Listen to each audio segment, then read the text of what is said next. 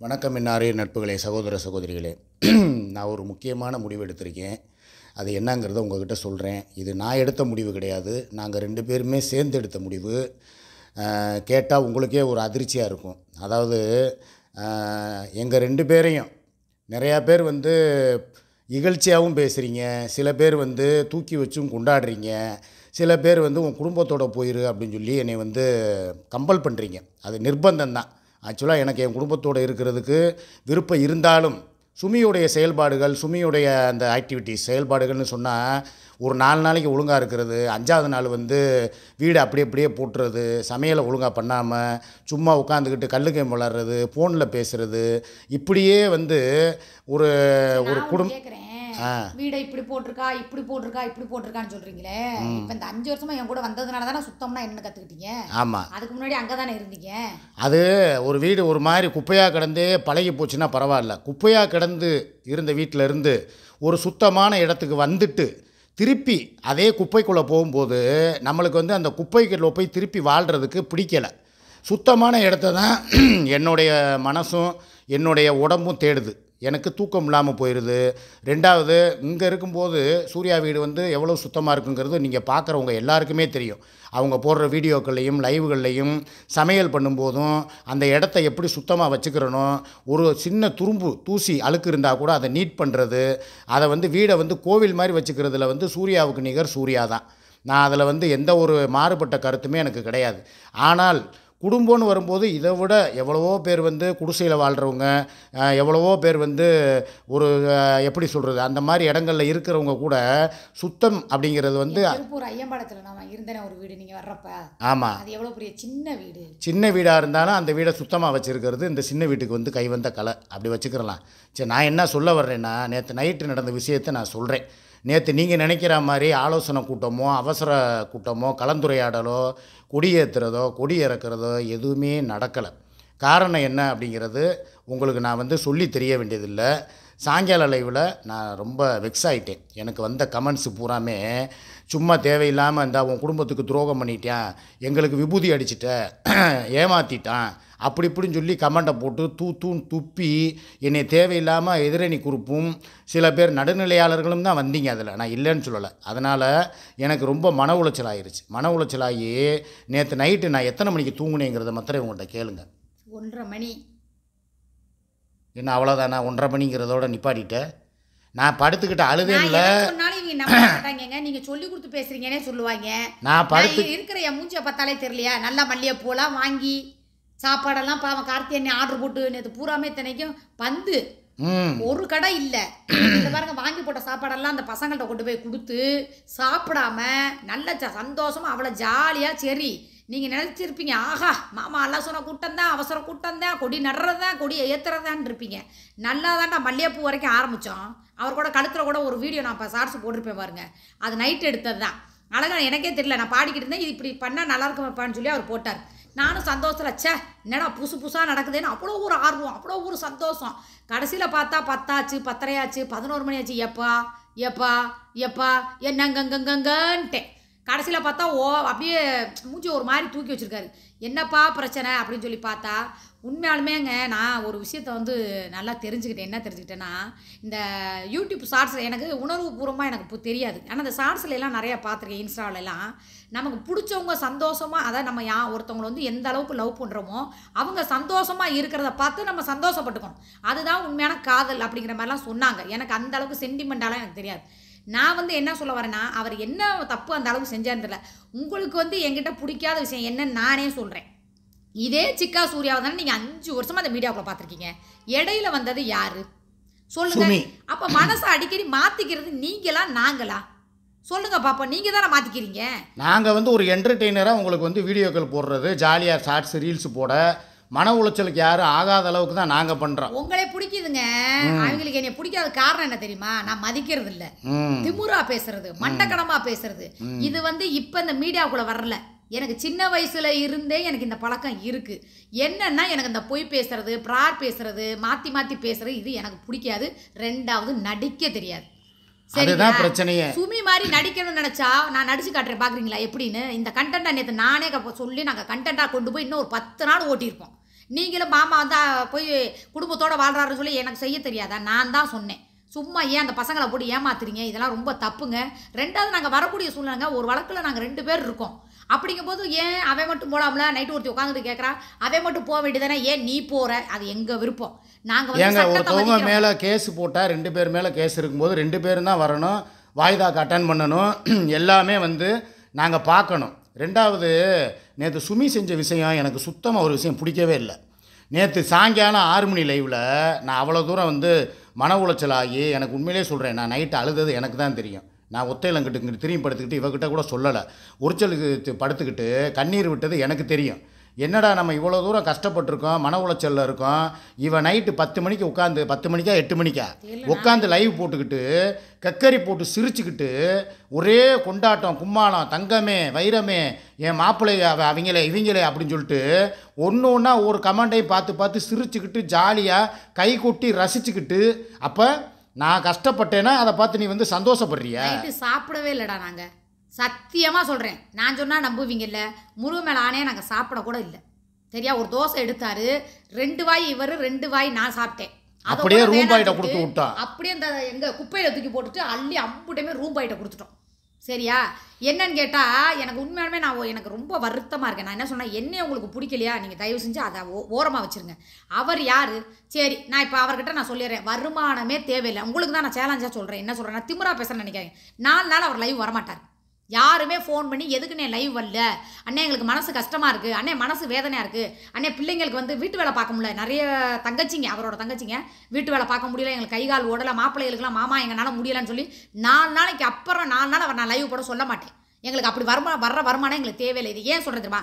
4 நாள் நீங்கள் அவரை பார்க்காம இருந்தால் தான் அதோட வலி, வேதனை, கஷ்டம் எல்லாம் உங்களுக்கு புரியுதா? அந்த மாதிரி அவர் குடும்பத்தோடு வாழ்ந்தால் அவருக்கு நிம்மதியாக, ஏன் கூட அவர் ஒன்றுமே இல்லை. எப்படிடா இருந்தார் 4 நாளாக? சத்தியமாக அவர் தூங்கலடா. ஏன்னா நான் 3 மணிக்கு முழிச்சேன். எனக்கு தெரியும் எங்கள் 2 பேரோட ஃபீல் என்னன்னு உங்களுக்கு தெரியுமா? நான் தூங்கலைன்னா அவர் தூங்க மாட்டார். அவர் அந்த இது எங்களுக்கு தெரியும். ஏன்னா நாங்கள் வந்து ஒன்றா தூங்கி பழகிட்டோம். அவர் தூங்கும்போது சத்தம் போடக்கூடாது, பெறலக்கூடாது, உருளக்கூடாது, ஃபோன் பேசக்கூடாது, இந்த சவுண்டு வச்சு கேட்கக்கூடாது, அவ்வளோ ரூல்ஸ் போடுவார். அங்கே போய் தூங்குறாருன்னா எங்கள் வீட்டில் வந்து கட்டில் மெத்த 2வது வீடு எல்லாமே அவர் பழகி போயிட்டார். அதனால் வந்து அவர் வந்து நல்லா சொகுசாக தூங்கிட்டார். 2வது ஏசி, அங்கே ஏசி இல்லை. நான் அதை கூட சொன்னேன், அதை கழட்டி போட்டு கூட ஒரு புது ஏசியை கூட ஏதாவது ஒன்று இல்லைப்பா. ஏசி இல்லாட்டினாலும் அந்த கட்டில் மெத்தை வந்து தேங்காய் நார் தான், படுக்கிறதுக்கே வந்து ரொம்ப ஹார்டாக இருந்துச்சு, கொசுக்கடி இருந்துச்சு, எல்லாம் இருந்தாலும் நான் என் குடும்பம் வேணும் அப்படின்னு சொல்லி தான் நான் வந்தேன். சரி, ரைட்டு, ஓகே. இது ஒரு முக்கியமான விஷயம். நம்ம வர்றோம் அப்படின்னு சொன்னால் ஒருத்தனை வந்து போகும்போது நல்லபடியாக போயிட்டு வாங்க அப்படின்னு சொல்லி ஒருத்தவங்க சொல்லி விடணும். அதை விட்டுவிட்டு நீ போகும்போதே அடிபட்டுருவ, நீ நாசமாக போவ, இப்படி சொல்கிறது ஒரு பெரிய ஒரு சுமிக்கிட்ட உள்ள ஒரு கெட்ட பழக்கம். எவ்வளவு தான் நம்ம வந்து வீட்டோடு இருக்கணும்னு நினச்சா கூட ஒரு பொம்பளை வெளி இடத்துக்கு போகும்போது இப்படி சொல்லி அனுப்பும்போது அவன் மனசு எப்படி இருக்கும்?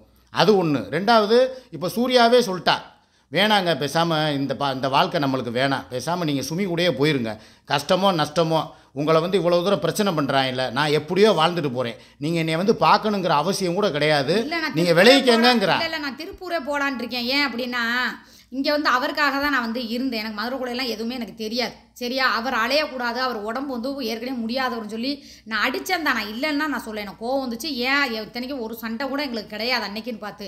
அவர் வந்து ஒரு விஷயம் நேற்று காரில் வரும்போது சொன்னார், எப்பா இப்படி ஒரு விஷயம் நடந்துச்சுப்பா அப்படிங்கும்போது தான் எனக்கே தெரிஞ்சு அதுக்குரிய விளக்கமும் நான் சொன்னேன். ஏன்னா எங்களுக்கு சண்டை வருதுன்னா சும்மாலாம் வராது. இப்போ வரைக்கும் இவர் மேலே எனக்கு கோவமோ இல்லை எனக்கு எதுவும் செய்யலையோ அப்படிலாம் அது என்னங்கிறதையும் சொல்லிடு. ரோட்டில் நான் போய்கிட்டு இருந்தேன், நானே சொல்கிறேனே, ரோட்டில் போய்கிட்டு இருந்தேன். அப்போ என்னன்னா நடு ரோட்டில் 4 கத்தி, 4 பக்கமும் 4 கத்தி, இந்த வெங்காயம் வெட்டுவாங்க பார்த்தீங்களா, அந்த கத்தியை வச்சு சுற்றி எலுமிச்சம்பழம், ஒரு 6 எலுமிச்சம்பழம், நடுவில் குங்குமம், அப்புறம் இன்னும் கொஞ்சம் பூ என்னென்னமோ வச்சு ஒரு கோழியை வந்து கழுத்தை அறுத்து நறுக்கி போட்டிருந்தாங்க. இதை வந்து எனக்கு அது என்ன ஏது அதுக்கு பேர் வந்து கழிப்பு கழிக்கிறதா இல்லை அதுக்கு பேர் சூனியமா இல்லை அது என்னமோ ஏதோ எனக்கு அது என்னன்னே தெரியாது. நான் யதார்த்தமாக போகும்போது என்ன பண்ணிட்டேன், அதை தாண்டிட்டேன். என்னடா நான் இப்போ எதாவது கீழே நடந்து போகும்போது பார்க்காம போவோம்ல, பால் பாக்கெட் வாங்குறதுக்காக நான் அன்றைக்கி போனப்போ தாண்டிட்டேன். தாண்டினவுன்னு என்ன ஆகி போச்சு, எனக்கு ஒரு மாதிரி உள்ளே இருந்து ஒரு வைப்ரேஷன் மாதிரி வந்துச்சு. என்னன்னே தெரியலையே. சரி, ரைட்டு போவோம் அப்படின்னு சொல்லிட்டு யதார்த்தமாக இதெல்லாம் நான் நம்பவும் மாட்டேன், இது ஒரு மூட நம்பிக்கைன்னு நினைக்கிறேன். நான் அசால்ட்டாக வந்து நான் பாட்டு கிளம்பி இதெல்லாம் தாண்டிட்டு பால் பாக்கெட்டை வாங்கிட்டு போனோம், காப்பி போட்டோம், குடித்தோம். மத்தியானம்னு நினைக்கிறேன், மத்தியானம் தான் அந்த எஃபெக்டை மத்தியானம் காட்டிருச்சு. அதாவது நாங்கள் 2 பேருமே சேர்ந்து அன்றைக்கி வந்து இந்த சண்டை நடக்கிறதுக்கு முத நாள் சண்டை அன்னைக்கு நடந்தது காலையில் போய் இந்த கழிப்பை தாண்டுறேன், மத்தியானம் வந்து நாங்கள் 2 பேர் வந்து ட்ரிங்க்ஸ் பண்ணுறோம். ட்ரிங்க்ஸ் பண்ணிவிட்டு நான் என்ன எப்பயும் போல் வந்து சாப்பிட்டுட்டு போய் படுத்துட்டேன். இவ கூட இந்த திலீபா டீச்சர்கிட்ட வந்து ஃபோனில் பேசினா, நான் கூட ஃபோனை கட் பண்ணுப்பா அப்படின்னு சொன்னேன். அதை கட் பண்ணாமல் ஒரு 3/4 மணி நேரம் பேசினா, செல்லை பிடிங்கிட்டு கட் பண்ணிவிட்டு நான் போய் படுத்துட்டேன். படுத்தப்போ தான் அந்த ஒரு சம்பவம் நடந்துச்சு. நான் பாட்டுக்கு படுத்து தூங்க போனேன். அவ்வளோ அட்டி நான் அடித்தேன்ல, இவர் திருப்பி என்னை அடிப்பார். அடிக்கிறேன் இப்படியே உட்காந்துருக்காரா. இப்படி என்னை உற்றுன்னு சொல்லி நான் கெஞ்சினேன். நம்ம பாண்டி மேலே சத்தியமா, மடப்புறத்து காளி மேலே சத்தியமா, திருச்செந்தூர் முருகன் மேலே சத்தியமா, நான் 2 அடி அடித்தா பதிலுக்கு அவர் 1 அடினா அடிப்பார். இல்லையா எதையாவது பிடிச்சி தள்ளி விட்டுருவாரு. இல்லை எதையாவது இவ்வளோ வாயில் நான் கெட்ட வார்த்தை பேசி என்ன பண்ணுவார், தூக்கி போட்டு நொறுக்குவார். ஆனால் அடிக்கிறேன் நான் வேற ஒரு இதை வச்சு அடித்தேன். அடிக்கிறேன் இப்படியே உட்காந்துருக்காரு. தானாக அழுகிறாரு. நான் காலில் உழுகுறேன். இதில் ஒன்றும் அசிங்கமெல்லாம் கிடையாது. காலில் பிடிச்சி காலை தூக்கி என் கண்ணில் வச்சுக்கிட்டு எப்பா மன்னிச்சிருங்கிறேன். அவர் கையை கொண்டு போய் சப்புன்னு அடிங்கிறேன். அடிக்க வர மாட்டேங்கிறாரு. அவர் கையை வச்சு நான் அடிக்கிறேன். உண்மையாலுமே என் பிள்ளைங்க மேலே ஆணையா, திலீபா கோகுல் மேலே ஆணையா, இது நடந்தது அன்றைக்கி உண்மை. அவர் கையை வச்சு என்ன சப்புன்னு அடிக்கிறேன். அடிக்க மாட்டேங்கிறாரு. நான் அடிக்கிறேன். அப்படியே உட்காந்துருக்காரு. காலை பிடிச்சிருக்கு. இல்லைன்னா எப்போவுமே எப்பா மன்னிச்சுக்கப்பா, நான் தெரியாமல் பண்ணிட்டேப்பான்னு காலில் வந்தால் சரி விடு எந்திரி, ஏதோ பண்ணிட்டா கோத்துறேன். கையெல்லாம் பிடிச்சிருந்த பாருங்க, இங்கனக்குள்ளே கட்டுச்சு. அந்த பல்லே பதிஞ்சிருந்துச்சு. அப்படியே கொத்துறிட்டேன். ரத்தமே வெளியே வந்துருச்சு தெரியுமா. நாங்கள் இந்த மாதிரி வந்து கண்ணி போச்சு அந்த இடமே. அப்படியே போய் அப்படியே ரத்த கட்டு மாதிரி கொடு கூட இருந்துச்சு. சரியா. அடுத்து இதெல்லாம் தாண்டி இன்னொன்று அடிச்சா பாருங்க. அப்போதான் எனக்கு நான் இத்தனை வருஷத்தில் அவர் அந்த மாதிரி படிச்சதில்ல. கையில் அடிப்பேன். இந்த ஸ்டாண்டெல்லாம் எங்களுக்கு ஏகப்பட்டது உடஞ்சிருக்குது. திருப்பி வந்து சும்மா மல்லு கட்டிட்டு கிடப்போம். ஆனால் அதை கொண்டு போய் ஏன் அடிச்சேன் போது நான் அவர்கிட்ட ஒரே ஒரு விஷயம் தான் சொன்னேன். என்னன்னா, நம்ம வீட்டுக்குள்ளே சாமியோட இது, ஏன்னா எங்கள் ஹவுஸ் அம்மா வீட்டுக்குள்ள வந்து அந்த ஓட்டம் இருக்குன்னு நிறைய வாட்டி உங்ககிட்ட நான் சொல்லியிருக்கேன். பாண்டிமணி ஓட்டம் இருக்குது. ஒரு சாமி, அது எந்த சாமி இதில் பெண் தெய்வமா ஆண் தெய்வம் இருந்தாலும் நிறைய பேர் அதே மாதிரி எங்களோட எதிரிகள் எங்கள் வீட்டுக்குள்ளே வரவே முடியாது. கெட்ட எண்ணத்தோடு வந்தால் யாருமே வரக்கூடாது எங்கள் வீட்டுக்குள்ளே. நிறைய பேர் எங்கள் வீட்டுக்கு வந்துட்டு போயிருக்காங்க. ஆனால் வர முடியாது பாருங்க. திருப்பி இவர் என்ன பண்ணியிருக்காரு, அந்த கழுப்பை போய் தாண்டிட்டு வந்திருக்காரு. மத்தியானம் ட்ரிங்க்ஸ் பண்ணுறோம். எதுக்கு சண்டை வந்துச்சு, ஏன் தெரியும், ஒன்றுமே இல்லை. நல்லா அவர் அடிக்க உட்காரும் போதே மூஞ்சி ஒரு மாதிரி. நான் கேட்டேன் உங்களையே, நான் கேட்குறேன். இத்தனைக்கே சுமிக்கு வரைக்கும் சண்டைனா கூட அவர் வீடியோ பார்த்து இல்லை ஏதாவது ஒன்று அப்படின்னா கூட எப்படி இந்த ஷார்ட்ஸ் கீட்ஸ்லாம் பார்த்தா கூட ஃபீல் பண்ணுவார். அதுவும் இல்லை. எப்பா இப்படி அடிக்கும் போது இப்படி மூஞ்சி உம்முன்னு உட்காருந்துன்னா எப்படி அடிக்க தோணும். இப்போ தானே உட்காந்துருக்கோம். ஒரு மாதிரி பேசினார். அப்போவே எனக்கு ஒரு சந்தேகம். என்னடா காமெடியாக பேசுவார், வம்புழுப்பார், எதையாவது ஃபோனாவது நோண்டி பார்ப்பாருங்க. அவர் எப்பவுமே நாங்கள் இந்த என்னது காமெடி பேசுறதெல்லாம் பார்ப்பார். ஆனால் அன்றைக்கி அப்படியே பிரம்ம பிடிச்ச மாதிரியே உட்காந்துருந்தேன். சத்தியமா. ஆனால் என்னடா ஒரு நாள் இப்படி இருக்க மாட்டார். எப்பவுமே நான் தான் உருன்னு இருப்பேன், கோவப்பட்டேன். ஆனால் அந்த ட்ரிங்க்ஸ் பண்ணுற நேரத்தில் மட்டும் நாங்கள் 2 பேருமே எங்கள் பிரச்சனையில் தூக்கி ஓரமாக வச்சிருவோம். இல்லை இந்த இவன் ஏதாவது பேசுனான்னா டென்ஷன் ஆவாரு. சரிங்களா. அப்படி இருக்கும்போது அப்போவே என் மனசுக்குள்ளே ஏதோ என்னமோ இவர் இப்படி இருக்காருன்னு பார்த்தேன். ஃபஸ்ட்டு இது பண்ணோம், அடித்தார். திருப்பி 2வது ரவுண்டு போனோம், 3வது ரவுண்டு போனோம், 4வது ரவுண்டு போனோம். ஒன்றுமே அப்படியே இருக்கார் பித்துக்குழி மாதிரி. நான் ஐயோ என்னடா என்ன பார்க்காத. அதுக்கப்புறம் அதையும் தாண்டி நான் அடிக்கும் போது தான் நினச்சேன். சில பேர் சொல்கிறாங்க அதை வந்து பொய்யுங்கிறத நான் சொல்லிடுறேன். நான் வந்து அன்றைக்கி சொன்னது என்னென்னா, செய்யக்கூடாத செயலை வந்து சூர்யா செஞ்சா அப்படின்னு சொல்லி தான் நான் சாயங்காலம் 6 மணியில் இவ்வளோ உட்காந்து சொன்னேன். உடனே வந்து சூர்யா வந்து மூத்திரத்தை பிடிச்சி மூஞ்சியில் ஊற்றிட்டா, அதை கரைச்சி ஊற்றிட்டா. இதெல்லாம் தேவையில்லாத பேச்சு. அவள் வந்து என்னைய அடிக்கக்கூடாத ஒரு பொருளை எடுத்து என்னைய அடிச்சிட்டா. இதுதான் உண்மை. இவ்வளவு தான். இதை நான் சொல்லக்கூடாதுன்னு சொல்லி நான் மறைச்சி வச்சுருந்தேன். இவ்வளவு தான் உண்மை. இதை வந்துக்கிட்டு உட்காந்துக்கிட்டு அவள் அதை பண்ணிட்டா இதை பண்ணிட்டா தேவையில்லாது. இது வந்து ஒரு பெரிய இதுதான், குற்றம் தான். அவள் எதனால் செஞ்சாங்கிறது எனக்கு தெரியாது. ஒருவேளை அந்த கழிச்சதை தாண்டினதை என்னன்னு கேட்டிங்கன்னாங்க, நான் நீங்கள் எத்தனை பேர் நம்புறீங்கன்னு எனக்கு தெரியாது. அதாவது கெட்ட ஒரு நெகட்டிவான விஷயம் என் வீட்டுக்குள்ளே வருதுன்னா என்ன அறியாமலே நான் என்னைக்காவது அப்போ அந்த மாதிரி உங்களை அடிச்சிருக்கேன். நான் கையில் அடிச்சிருக்கேன். அந்த ஸ்டாண்டு கூட எடுத்து நொறுக்குவோம், அடிப்போம். ஸ்டாண்டு எத்தனை ஸ்டாண்டு அடிச்சு நொறுங்கி போய் மூளையில் கிடக்கு. ஆனால் அந்த நம்ம இதில் வந்து அதை அடிக்கிறேன்னா இவர் அந்த இதோட அதை தான் சொல்கிறல, அவ்வளோ அடிக்கிறேன் பித்து பிடிச்ச மாதிரி உட்காந்துருக்காருங்க. இல்லைன்னா திருப்பி நான் அதை கடிக்கிறேன் இப்படி உட்காந்துருக்காரு. கண்ணத்தில் சப்புன்னு வைக்கிறேன். இப்படியே உட்காந்துட்டு இருக்காரு. திருப்பி தானாக இப்படி பார்த்துக்கிட்டு அழுகிறாரு. எதுக்குடா அழுகிறேன், நான் தப்பு செஞ்சுட்டேன், நான் மன்னிப்பு கேட்டு காலில் விழுந்து கத்துறேன். 1/2 மணி நேரமாக காலில் விழுந்து கத்துறேங்க. அவ்வளோ கண்ணீர் விடுறேன். ஒன்றுக்கும் கூட ரியாக்ஷன் இல்லைங்க. ஒன்று என்னை திருப்பி அடிச்சிருக்கணும். இல்லை எந்திரிச்சு பரட்டுன்னு அப்போவே வீட்டை விட்டு போயிருந்துருக்கலாம்ல. அவர் எப்போ எப்படி தெரியுமா, மனசு சரியில்லை, போய் சிகரெட் போயிட்டு வேண்டாம்னு ஓடி போயிடுவார். புரியுதா. சிகரெட் வாங்குறேன் அப்படி இப்படின்னு சொல்லிட்டு என்ன இல்லைன்னா நான் என்ன பண்ணுவேன், ஏதாவது வேலை பார்த்துட்டு போது கூட ஓடி போயிடுவார். வண்டி சாவிட்டான். வீட்டை விட்டும் போகலை. அப்படியே உட்காரும் போது எனக்கு சத்தியமாக தெரியல. ஆனால் என் மனசுக்குள்ளே என்ன தோணுச்சுன்னா, இவர் சரகடிக்க உட்காரும் போது ஒரு மாதிரி இருந்தார். அப்போவே நினச்சேன் என்னமோ இவர் ஒரு இதில் இருக்குது. ஏன்னா இவரை பற்றி எனக்கு தெரியாத, மைண்ட் அப்செட்டாக இருந்தால் அவர் சரி விடுப்பா நம்ம வந்து ஜாலியாக இருக்கிறதுக்கு தானே அடிக்கணும் அப்படிங்கிற மாதிரி நினைப்பார். ஆனால் அன்னைக்கு இருந்தது தேவையில்லாமல் எனக்கு காலையிலே அவர் சொல்லியிருந்தாருன்னா நான் பள்ளிவாசல் கூட்டிகிட்டு போய் கூட ஒரு கயிறை போட்டு விட்டு வந்திருப்பேன். இந்த கழுப்பை போய், ஏன்னா அவர் கழிப்பெல்லாம் என்னன்னு தெரியாது. இந்த கத்தி வச்சு எலுமிச்சப்பழம் நறுக்கி கோழி அது யார் பண்ணுனாங்கன்னு என்னை கூட்டிட்டு போயிருந்தாருன்னா நான் போட்டோ எடுத்து நேராக ஸ்டேஷன்ல கம்ப்ளைண்ட் பண்ணி எத்தனை குழந்தைகள் போக்குறாங்க. ஒருவேளை அது நம்மளுக்காக தான் செஞ்சு வச்சிருந்திருப்பான் இல்லை ரோட்ல. எனக்கு அதுதான் டவுட் இருக்கு. நான் இந்த விஷயத்தை நேற்று தான் சொன்னேன் கார்ல வரும்போது. எந்திரிச்சிருவாருப்பா. இவர்கிட்ட இருக்க ஒரு நல்ல பழக்கம் என்ன தெரியுமா, கரெக்டாக டான்னு எத்தனை மணிக்கு படுத்தாலும் 6 மணிக்கு எந்திரிச்சுவார். என்கிட்ட சொல்லியிருந்தா அப்படியே வீடியோவாக எடுத்து கொண்டு போய் நான் நேராக ஸ்டேஷனில் கொடுத்துட்டு போய், ஏன்னா இதுக்கு ஒரு குழந்தைங்களோ ஒரு வயசுக்கு வந்த பிள்ளைங்களாம் இதை தாண்டிச்சுன்னா எவ்வளோ பிரச்சனை வருதுமா, கல்யாணம் ஆகாது, குழந்தை பிறக்காது, பேய் பிடிச்சிக்கும். அப்படிதான் இவர் இருந்தார். அந்த கழுப்பு கழிச்சு தாண்டிய அந்த அந்த ஏவல் வந்து இவர் மேலே ஏறிக்கிச்சு போல இருக்கு. நான் ஒரு பொருளை வச்சு அடிச்சு வீட்டுக்கு போனார். 2 நாள் அங்கே இருந்தார். 2 நாள் 3 நாள் ஒரு வாரமாக இருந்தாருன்னு வச்சுக்கோ. அப்படியே தெரிஞ்சு போய் இப்போ எப்படி இருக்காருன்னு பார்த்தீங்களா. ஏன்னா அதை ஒரு கழுப்பு மாதிரி தான் அடிச்சிருக்கேன். ஏன்னா என்கிட்ட வந்து தெய்வ சக்தி ஒன்று இருக்கு. 3 நாளாக என் முகமே வந்து எனக்கே வந்து பார்க்கறதுக்கு கொடூரமாக விகாரமாக நான் தானா அப்படின்னு சொல்லி என்னையை பார்த்தே நான் யோசித்தேன்னா, என்னடா அது நம்ம பேசி எப்பயுமே இப்படி இருக்காது, ஏதோ ஒன்று நம்மளுக்குள்ளே வந்து உள்ளே போன மாதிரியே ஒரு ஃபீலிங்காகவே இருக்கே. 2வது நான் போய் கூப்பிட்டேன்னா வரமாட்டேன்னு சொல்ல மாட்டார். ஒரு நாள் கூட சண்டை போடுவோம் இவங்க அம்மா வீட்டில். இல்லை 2வது இன்னொன்று, அவ்வளோ சண்டை நடந்து நான் சுமி வீட்டுக்கே போனாலுமே நைட்டு சுமி வீட்டில் தங்க மாட்டேன். இது வந்து உங்களுக்கு தெரியுதோ இல்லையா, சூர்யாவுக்கு தெரியும். எதுனாலும் டகால்ட்டி வேலை பார்த்துட்டு சுமிக்கிட்ட வந்து 9 மணிக்கெல்லாம் அல்வா கொடுத்துட்டு நான் பாட்டுக்கு எப்போ நான் வந்துடுறேன், நான் போய் முத்துப்பாண்டி ஆஃபீஸில் படுக்கிறேன், அங்கே படுக்கிறேன், இங்கே படுக்கிறேன்னு சொல்லிட்டு நான் பாட்டுக்கு கிளம்பி நேராக இங்கே வந்து படுத்துருவேன். இது நம்ப முடியாத ஆச்சரியம் தான். இவர் போய் 4 நாள் நம்ம வீட்டில் தூங்கி இருக்காரா, இது உலக சாதனையா இருக்கு. இவர் அல்வா கொடுக்குற ஆளாச்சே, எப்படி இருந்தாலும் அப்படி இப்படி இவன் இந்த ஆரியனை கூட்டிட்டு போய் வாடா உனக்கு ஏதாவது வாங்கி தரேன்னு இப்படி கடை கூட்டி போய் நேக்க இறக்கி விட்டுவந்துருவார். வாசல்ல இறக்கி விட்டுவந்துருவார். வீட்டுக்கு கூட விட மாட்டார். போடா டாடி இருக்கேன் மேலே போய் கூட்டிட்டு வா, லாடா நான் நிற்கிறேன்னு சொல்லிட்டு ஓடி வந்துருவார். இந்த மாதிரிலாம் வந்திருக்காரு. ஆனால் 4 நாள் இருந்தது அந்த கூப்பிட்டா யோசிக்கல. எனக்கு தெரியும். ஏன்னா என் வாழ்க்கை நான் என்ன தெரியுமா அவர்கிட்ட பேசியிருக்கேன். அவர் முன்னாடியே வீட்டில் போயிரு, நீ வந்து ஒரு நாள் நான் ஏதோ ஒரு சூழ்நிலை, ஆனால் ஒரு நைட்டு நீ அங்கே படுத்தாலும் நான் கூட ஒரு நிமிஷம் கூட வாழ மாட்டேன். அவரும் அதே மாதிரி தான் சொல்லியிருக்காரு.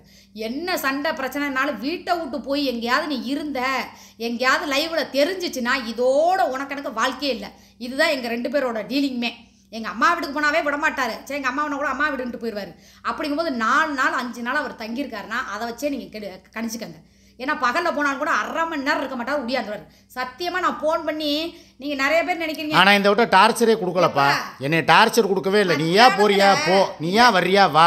இல்லை மத்தியானத்தில் உங்களை நான் ஃபோன் பண்ணி எதுக்கு கூப்பிடுவேன் அதை சொல்லுங்கள். நான் உங்களை ஏதோ ஃபோன் பண்ணி டார்ச்சர் பண்ணி சாப்பாடு செஞ்சுட்டு வர்றீங்களா இல்லை நான் சாப்பிடவான்னு தான் நான் ஃபோன் பண்ணுவேன். அதுக்காக தான் கூப்பிடுவாங்க. இல்லை ஏதாவது விஷயமா இருந்தால் தான் நான் ஃபோன் பண்ணுவேன். கண்டிப்பான முறையில் ஒரு நாள் கூட சத்தியமாக மத்தியான சாப்பாடு என்னை விட்டுட்டு இந்த 5 வருஷத்தில் ஜெயிலில் இருந்த நாட்கள் தவிர மீதி நாட்கள் பூராமே 2 பேரும் சேர்ந்து தான் சாப்பிட்ருக்கோம். அது நான் 1 மணிக்கு வந்தாலும் சரி, மத்தியானம் இல்லை 3 மணிக்கு வந்தாலும் சரி, அவ்வளவு நேரம் நானாவது வெளியே போகிறவன், ஏதாவது டீ வடை இல்லை ஏதாவது கூழ் குடிப்பேன், இல்லை ஏதாவது இளநீ சாப்பிடுவேன், ஏதாவது ஒன்று சாப்பிட்டு என் வயிறை நெப்பிக்கிடுவேன். ஆனால் இவ வீட்டில் காலையில் வந்து எப்பயுமே எதுவுமே இருக்காது. இருந்தாலும் இல்லை காலையில் எந்திரிச்சோன்னு ஒரு காப்பி போட்டு கொடுக்குறேன் பார்த்தீங்களா, அதை குடிச்சிட்டு நான் மத்தியானம் 3 மணிக்கு வந்தாலும் அது வரைக்கும் எனக்காகவே காத்திருப்பா. நீ வாடா, நீ வந்ததுக்கப்புறம் நம்ம 2 பேருமே சேர்ந்து சாப்பிடுவோம். அப்படித்தான் வந்து இவ்வளோ நாள் இருந்திருக்கா. அங்கேயே இருந்தாலுமே சுமி வீட்டில் இருந்தாலுமே எனக்கு ஃபோன் பண்ணி என்ன தெரியுமா கேட்பா, நீ சாப்பிட்டியா, இல்லை சாப்பிடு போ, நீ இதை என்னையை பற்றி கவலைப்படாத, நினைக்காத அப்படின்னு சொல்லித்தான் வந்து இது பண்ணுவா. 2வது நான் அங்கே இருந்தால் சாப்பிட்றதுக்கு என்னை கூப்பிடுவா. அதுக்காக மாத்திரம் தான் ஃபோன் பண்ணுவா. சுமி நினைக்கிற மாதிரி வேறு படுக்கிறதுக்கோ ஆலோசனை கூட்டம் நடத்துறதுக்கோ மான் வேட்டைக்காகவோ கூப்பிட்றது கிடையாது. இருக்க விடாம டார்ச்சல் நான் தான் பண்ணுறேன். எத்தனை நாள் சோறாக மாட்டேன் உங்களை அங்கே அனுப்பிவிட்டேன். ஆமாம் இங்கே பாருங்க, நான் வேணுக்குன்னு தான் நான் சாப்பாடே செய்ய முடியாது. ஏன்னா அவருக்கே தெரியாது. என்ன 1/2 மணி நேரத்தில் அன்றைக்கெல்லாம் 1/2 மணி நேரத்தில் அத்தனை வாங்கிட்டு வந்து கொடுத்தாரு, சமைச்சு கொடுத்தேன். நான் என்ன சொன்னால் ஒரு 1/2 மணி நேரத்தில் அவ்வளோ வேலை பார்க்குறவன் நான் ஏன் சமையல் செய்ய முடியாதுங்கிற. அவர் உடம்பை தாண்டி எனக்கு இன்னும் வீட்டில் என்ன காட்டு வேலைக்கு அப்போ போகிறேன். அப்படி சண்டை போட்டு துரத்தி விட்டானா தான் அங்கே போய் சாப்பிடுவார். அந்த சின்ன பையனோட விளையாடுவார். சரி அவளுக்கும் ஒரு சந்தோஷம். என்னடா நம்ம வீட்டுக்காரர் நம்ம கூட, அது அவள் மனநிலை எப்படி எனக்கு தெரியாது, ஏன் மனநிலை அப்படித்தான். இவர் போனோடனே இந்த வீட்டை குறை சொல்லுவார். 2வது அவருக்கு உட்காந்த இடத்துல எல்லாமே நம்ம போட்டு வச்சு கொடுக்கணும், வாய்க்கு ருசியாக இருக்கணும். எனக்கு முதல் சாப்பிட்ட இடம் சுத்தமாக இருக்கணுங்க, அவ்வளோதாங்க. சாப்பிட்ற இடமும் சரி, சாப்பிட்டு முடிச்சதுக்கப்புறமும் சரி, அந்த இடம் சுத்தமாக இருக்கணும். அந்த இடத்த வந்து சும்மா போட்டுக்கிட்டு அப்படியே குப்பை குளமாக போட்டுக்கிட்டு அதை எனக்கு பிடிக்கவே பிடிக்காது. சுத்தத்தை நான் கற்றுக்கிட்டேன் 5 வருஷமாக இவ கூட இருந்துட்டு. அந்த மாதிரி ஒரு இடத்துல இருந்து இங்கிட்டு போகும்போது எனக்கு கொஞ்சம் மனசு கொஞ்சம் இது இல்லாமல் இருந்துச்சு. அந்த அவங்க கூட சேர்ந்து அதை எப்படி சொல்கிறது, அலர்ஜி, ஒவ்வாமை, ஒரு அட்டாச்மெண்ட் இல்லை எனக்கு. அது ஏதோ நான் போய் அங்கே என் குடும்பத்தோடு இருந்தாலுமே ஏதோ ஒரு 3வது குடும்பத்தோடு போய் இருக்கிற மாதிரி ஒரு ஃபீலிங் தான் எனக்குள்ளே வந்துச்சு. அதனால தான் நான் வந்து சரி சூர்யா இந்த மாதிரி இருக்குது, எனக்கு தூக்கமும் இல்லை ஒன்றும் இல்லை, சரி 2-3 நாள் இந்த பிரச்சனை போயிருச்சு, போனதெல்லாம் போகட்டும். இப்போ நான் என்ன சொல்கிறேன்னா, உங்களுக்கு எந்த வாழ்க்கை பிடிக்குதுன்னு உங்கள் எல்லார்ட்டையும் நீங்கள் ஓப்பனாக சொல்லிட்டீங்க. உங்கள் மாப்பிள்ளைகிட்டே சரி, உங்கள் தங்கச்சியில் கூட விடுங்க, உங்கள் மாப்பிள்ளைகிட்ட சொல்லிட்டீங்க. அவங்க நீ அங்கே இருந்தால் தான் பிடிக்குங்க. நான் ஒன்றே ஒன்று சொல்கிறேங்க, ஒருத்தவங்களோட வாழ்க்கைங்கிறத நம்ம வந்து சொல்லி யாருமே வாழ முடியாது. நீங்கள் நிறைய பேர் வந்து கமெண்ட்லேயே போட்டுங்க, நீ பாலா கூட போய் வாழு, ஏன் சிக்காவை கூட வாழும்போது இவ்வளோ வயசானவனோட வாழும்போது நீ ஏன் பாலாவை திருத்தக்கூடாது, நீ ஏன் சிக்காவை ஒரு வாரத்தில் எப்படியோ இருந்தேன்னு சொன்னார்ல, அவரையே திருத்தி நீ மட்டும்தான் உனக்கு அவ்வளோ சண்டை போட்டால் கூட இங்கேருந்து பாண்டிச்சேரிக்கு வர சொல்கிறாரு இந்த சிக்காபாய். அப்போ ஏன் பாலா கூட வாழக்கூடாது? இந்த பாருங்க, மனசுன்னு ஒன்று இருக்குது பார்த்தீங்களா, அதில் வெறுப்பாகி போய் ஒரு காயங்கள், ஒரு சில ரணங்கள் இருக்குது, அதெல்லாம் வந்து வடுவாக வருது, அது காயம் மாறும், வடு மாறாது. அந்த மாதிரி நான் பாலா விஷயத்தில் அந்த விஷயத்தை இப்போயும் நான் சொல்கிறேன், டைவர்ஸ் வரைக்கும் நான் வந்து பேசி முடிச்சிட்டேன். அவங்க வந்து நிறைய இதெல்லாம் கேட்டிருக்காங்க, பசங்களோட பர்த் சர்டிஃபிகேட், எங்களோட ஆதார், ஐடி ப்ரூஃப், ஃபோட்டோ கேட்டாங்க. அந்த ஃபோட்டோவெல்லாம் தேடி 4 பேர் குடும்பமாக சேர்ந்து எடுத்த ஃபோட்டோ வேணுமா? இதை கூட நேற்று வரும்போது காரில் பேசிக்கிட்டு தான் வந்தேன். நான் பண்ண போகிறது உறுதி தாங்க. இதை நம்புறீங்களோ இல்லையா, கடவுள் மேலே சத்தியமாக திலீபா கோகுல் மேலே நான் அவங்கள்ட்ட சம்மதம் கேட்க போகிறேன். ஏன்னா இது ஏன் வாழ்க்கை, அவங்க வந்து இதில் எதையுமே சொல்ல முடியாது. அம்மாங்கிறத நான் எப்போ இருப்பேன், இல்லை அம்மாவே வேணாம் அப்பா தான் வேணும்னு சொல்கிறாங்க, சந்தோஷமாக இப்போ போய்க்கோ, நீயாச்சும் அப்பாவாச்சு, நான் என் விஷயத்தில் பெத்த பிள்ளை இருந்தாலும் தலையிடக்கூடாது.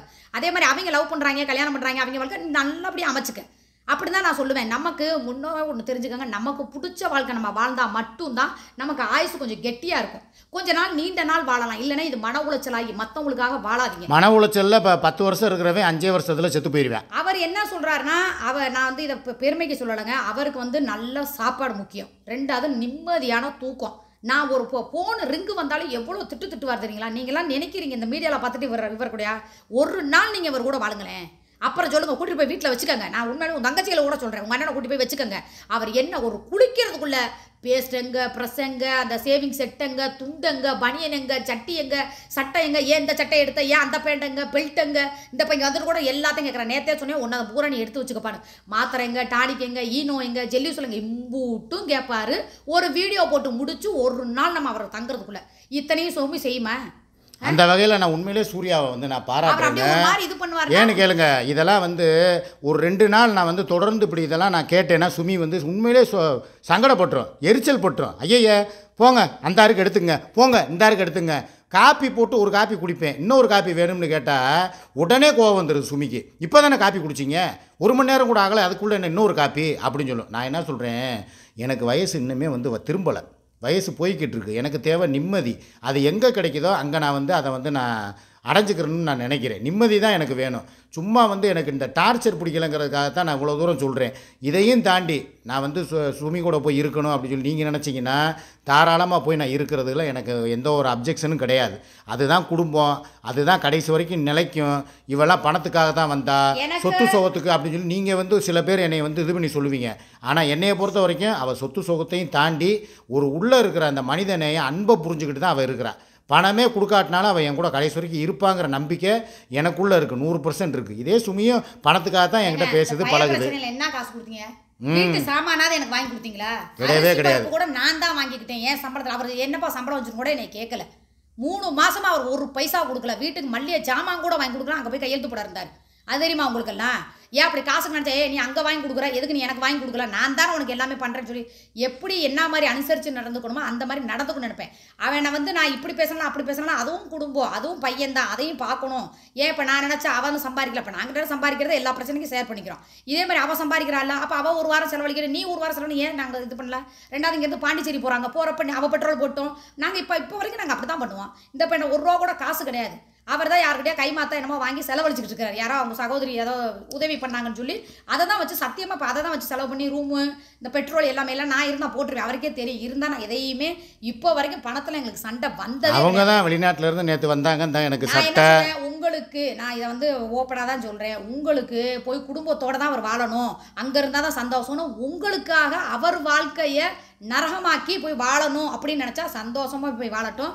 எங்கே இருந்தாலும் சரி, அவர் என் கூட வந்து வாழ்ந்தாலும் சரி. ஆனால் ஒன்றே ஒன்று சொல்லிக்கிறேன், அவர் இல்லாமல் அந்த வீட்டு வாசப்படியை கூட நான் தாண்ட மாட்டேன். அதே மாதிரி சாப்பாடுக்கு எதுவும் வேணுமா உரிமையோட கூட வாங்கி கொடுத்துட்டு கூட நீங்கள் போயிருங்க. இல்லை நான் வண்டி எனக்கு ஓட்ட தெரியுங்க, எனக்கு என்ன தெரியாது, அடுத்து கார் ஓட்ட டிரைவிங் கிளாஸ் போகிறேன். கார் ஆல்ரெடி எங்கள் வீட்டில் நிற்கிது. அவர் ஒரே வார்த்தை, எப்போ எனக்கு கார் ஓட்டணும், எனக்கு காரை கொடுத்துட்டு நீ போனால் கூட சரின்றுவார். சரியா டீவை நாங்கள் 2 பேரும் மாற்றி மாற்றி யாரோ ஒருத்தர் கட்டிக்கிட்டே தான் இருக்கிறோம். சரி, அதனால் நான் என்ன சொல்கிறேன்னா, உங்களுக்கு அங்கே வாழணுமா, சந்தோஷமாக வாழட்டும். ஆனால் ஒன்று, இந்த பழையபடி சிரிக்கிறது, அவர் சந்தோஷமாக இருக்கிறது, நல்ல ஆள் ஒரு பூரிப்பாக இருக்கிறது தான் கண்டிப்பாக கேரண்டியோட சொல்கிறேன். ஏன்னா நான் ஒன்று சொன்னால் அது நடந்துக்கிட்டு இருக்குன்னு உங்களுக்கு தெரியும். கண்டிப்பாக நிம்மதியான ஒரு லைவ் உங்கள்கிட்ட பேசுவார், ஜாலியாக ஆர்ட் அடிப்பாருன்னு நினைக்காதீங்க. அவர் மனசுக்குள்ளே நிம்மதி இருந்தால் தானே உங்கள்கிட்ட ஜாலியாக பேசுவார். ஏன் அவர் பர்சனலுக்குள்ளேயே போகிறீங்க? அவர் பேசுகிற காமெடியை மட்டும் ரசிங்க. நான் நிற்கிறேன், நான் ஸ்ட்ராங்காக உறுதியாக பாலா வேணாமா, வேணாம். இன்னைக்கு கூட நேற்று கூட ஃபோன் பண்ணி இல்லை இதில் ஒரு விஷயத்தில் நான் வந்து சூர்யாவை நான் பாராட்டுறேன். அதாவது என்னென்னா, ஏதாவது ஒன்றுனா சண்டைன்னா நான் உடனே புழுக்குன்னு சொல்லி சுமி வீட்டுக்கு நான் ஓடிடுறேன். இதே மாதிரி சூர்யா எவ்வளவோ பிரச்சனை நானும் அடிச்சிருக்கேன். என்றைக்காவது ஒரு நாள் நான் திருப்பூருக்கு போகிறேன், தாராபுரத்துக்கு போகிறேன், எங்கள் அம்மா வீட்டுக்கு போகிறேன் அப்படின்னு சொல்லி இவள் போயிருக்காளா? அந்த அமிர்தம்மா போய் நான் அங்கே போய் நான் இருக்கிறேன். என் அம்மா வீட்டுக்கு சில பேர் வீட்டில் என்ன நடக்கும், ஒரு புருஷன் பொண்டாட்டிக்குள்ளேயோ ஒரு நட்புலையோ சண்டை வந்தால் அவங்க என்ன பண்ணுவாங்க, உடனே வந்து கிளம்பி போயிடுவாங்க. ஆனால் இவள் இது வரைக்கும் சொல்கிறேன், நான் எவ்வளவு தான் தூக்கி போட்டு அடித்தாலும், இவளும் என்கிட்ட அடி வாங்கியிருக்கா. தூக்கி போட்டு அடித்தாலும் மிதித்தாலும் கன்னமாக அடித்தாலும் அவள் பாட்டுக்கு பேசாமல் நான் வர்ற வரைக்கும் வீட்டில் தான் இருப்பாளே தவிர, கால் கிளப்பி பேக்கில் துணிமணிகள்லாம் அள்ளி வச்சுக்கிட்டு நான் திருப்பூருக்கே போயிடுறேன், நான் பாலா கூடயே போய் வாழ்கிறேன்னு சொல்லி இது வரைக்கும் அவள் வாயிலிருந்து ஒரு நாள் கூட வார்த்தை வந்ததே கிடையாது. அந்த வகையில் வந்து நான் வந்து சூர்யாவை நான் பாராட்டுறேன். நான் கூட கிளம்பி போயிடுறேன். ஒரு வாரம் 10 நாள்னு போய் இந்த 5 6 நாள் 7 நாளாக போய் சுமி வீட்டில் இருந்தேன். அப்போ கூட எப்படி அவர் வந்துடுவாருங்கிற நம்பிக்கையில் தான் சூர்யா இருந்தாலே தவிர எதுவுமே கிடையாது. இப்போயும் சொல்கிறேன், இந்த கோர்ட்டு கேஸ் விஷயமாக நாங்கள் வந்துட்டு திருப்பி போய் சுமி கூட வாழலாம், சுமி கூட சேர்ந்து நம்ம இருந்துக்குருவோன்னு சொல்லி தான் நான் பிளான் போட்டேன். ஆனால் நேற்று ஒரே நாளில் என்னை போட்டு நாரடிச்சு கம்யூனிட்டி போஸ்ட்டில் போய் வேறு யாரோ பேசுனதை எடுத்து போட்டு விட்டு தேவையில்லாமல் இந்த கிளம்பி போயிட்டாரு, கூத்தியாக தான் கதின்னு போயிட்டாரு அப்படின்னு சொல்லி என்னை நாரடிச்சு யூடியூப்புக்கு கொண்டு வந்ததே நான் தான். என் பேரை கெடுத்து குடித்தவராக்கி எனக்கு பேடு கமெண்ட் வர்றது அந்த செட்டப் கிளவினால் பாதி வருதுன்னா சுமினால் ஒரு பாதி கமெண்ட் போட்டு அதை பார்த்து நைட்டு உட்காந்து குழுன்னு சிரித்து தேவையில்லாத வேலைகள்லாம் வந்து சுமி ஈடுபடுது. இதை பார்க்கும்போது எனக்கு விஷயம் உங்களுக்கு இதில் புரியுதா? அவர் இல்லைன்னா நான் சரக்கடிக்கிறது, எப்பா என்னங்க அப்படின்னு மெண்டல் மாதிரி கூப்பிடுறது, சைக்கோ மாதிரி கத்துறது, அழுது சாட்ஸு போடுறது, அவரோட துணிமணியெல்லாம் பைத்தியக்காரி மாதிரி எடுத்து போட்டு மோந்து பார்த்து ரீல்ஸ் பண்ணுறது, அது உண்மையான காதலா? தான் புருஷனை ஒருத்தன் அந்த மாவனே இந்த மாவனே இப்படி அப்படின்னு ஒருத்தி போட்டிருக்கா, அந்த லிங்கை தூக்கி கம்யூனிட்டி போஸ்ட்டில் போட்டுட்டு இந்த மாதிரி வார்த்தையில் நான் கூட கேட்டதில்லை. நல்லா கேட்குறீங்க, நல்லா கேளுங்கிறது. அதே மாதிரி என்னைய கூட சரி விட்ரு, ஓ வாழ்க்கையை பறிச்சவனு கூட உனக்கு பொறாமல் இருக்கான். அவர் யார்? அவர் ஏதாவது அசிங்கமாக பேசுனா அதை பின் பண்ணுறது. அப்போ யார் வந்து ஒருத்தர் நம்மக்கிட்ட அந்த கமாண்டை பின் பண்ணுறது, அந்த ஒருத்தர் இல்லைங்கும் போது யாரை நினச்சி நம்ம ஃபீல் பண்ணி அழுகிறோமோ அங்கே தான் உண்மையான பாசம், காதல், அன்பு எல்லாம் இருக்கும். யாரா ஒருத்தவங்க இல்லைன்னா கூட பரவாயில்ல, கேட்க என்னெல்லாம் சிரிக்க சொல்லுங்க. ஒன்றுமே வர ஒரு நாள் வரமா இருக்கட்டும், என் மூஞ்சில் சிரிப்பு வந்து நான் வீடியோ போட்டுறீங்க யாரா பார்த்தீங்கன்னு மட்டும் சொல்லுங்கள் பார்ப்போம். சோகமாக போடுவேன், இல்லைனா அழுது போடுவேன், இல்லைனா அந்த ஃபீல் கண்ணில் அவருக்கு தெரியும், உங்களால் கண்டுபிடிக்க முடியாது. நான் ஒரு நாள் தெரியாமல் நான் ஒருத்தருக்கு பாட்டு போட்டேன். யாருக்கு போட்டேன்? இது எவனுக்கு போட்டேன்? வெள்ளக்கா மரட்டு முகரையெல்லாம் இழுத்து விட்ருவேன் உன்னை என்ன அப்படின்னோட நான் அப்படியே அரண்டு போயிட்டேன். ஐயோயோ எப்படி கண்டுபிடிச்சோன்னே உன் கண்ணோட இது கண்ணு என்ன பேசணும் எனக்கு தெரியாதானே அப்படி கண்டுபிடிக்கிறவர் இவர்.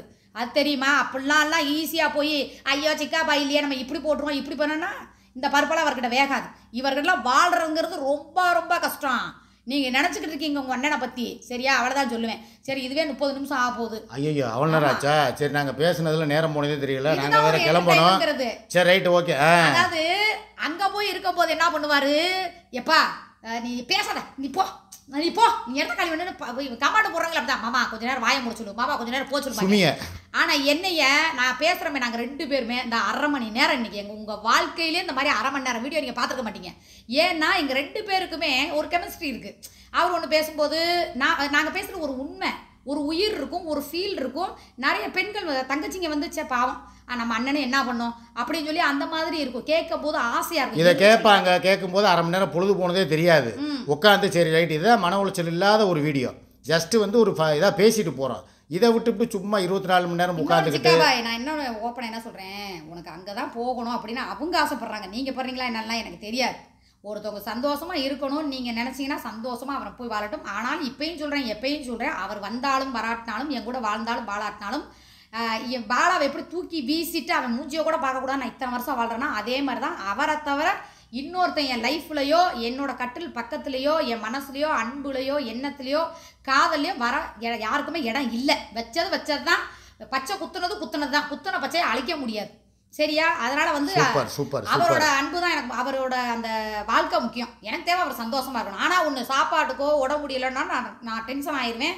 நான் என்ன பண்ணுவேங்கிறது உங்க எல்லாருக்கும் தெரியும். நான் ஒரு சைக்கோ மாதிரி மாறிடுவேன். இப்போ அவங்க என்ன இருக்கணும். அவங்க என்ன சொல்கிறாங்கன்னா, இனிமேல் தேவையில்லாமல் என்னைய பற்றி தப்பாக பேசாத, நான் வேணா உன் புருஷனை உங்ககிட்டே கொடுத்துட்றேன், நீயே வச்சுக்க, நீ அவரை கரெக்டாக என்னைய மாதிரி பார்த்துக்கிறதுக்கு உனக்கு திறமை இருக்கா, தகுதி இருக்கா, இருந்தால் பாரு அப்படின்னு சொல்லி இவங்க சவால் விடுறாங்க. உங்களுடைய கருத்துக்களை நீங்கள் உங்களுடைய கமெண்டில் சொல்லுங்கள்.